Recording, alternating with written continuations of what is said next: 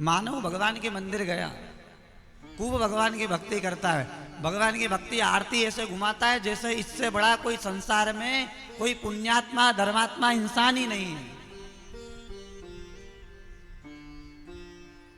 पर वही पूजन करने जाएंगे तो इतनी सी कटोरी में 4 चिरौंजी,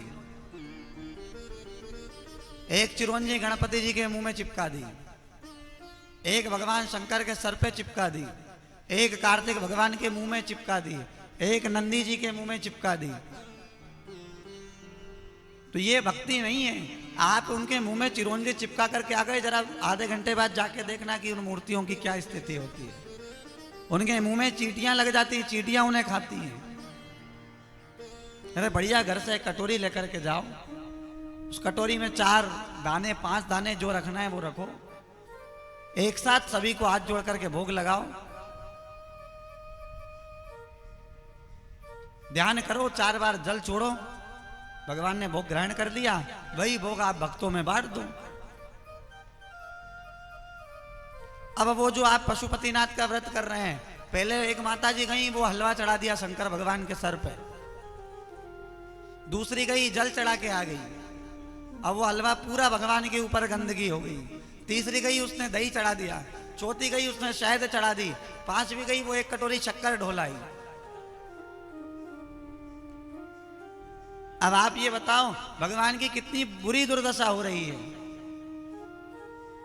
भगवान भी आपको देख के भाग जाते होंगे कि वो आ गई है हलवा और शक्कर चढ़ाने वाली। भगवान पहले ही निकल लेते होंगे आपके जाने के पहले ही, क्योंकि भगवान को पता है कि स्थिति बहुत खराब होना है।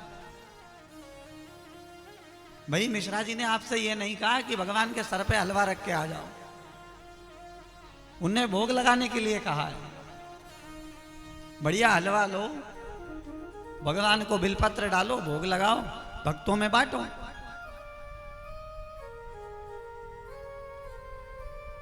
पर ये नहीं कि आप भगवान के, अच्छा आपने दही चढ़ाया भी तो कम से कम शुद्ध जल से स्नान तो कराओ, पर लोटा उतना बड़ा लेकर जाते हैं क्योंकि वजन लगता है मंदिर तक लोटा ले जाने में।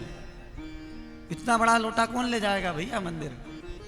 इतने सी लुटियाएं चल गई, अब इतनी इतनी सी, एक घूंट पानी भी नहीं आता होगा उसमें। अरे जा रहे हो तो कम से कम एक घड़ा तो लेकर के जाओ कि आपने दूध दही पंचामृत चढ़ाया तो भगवान को शुद्ध जल से स्नान तो हो जाए।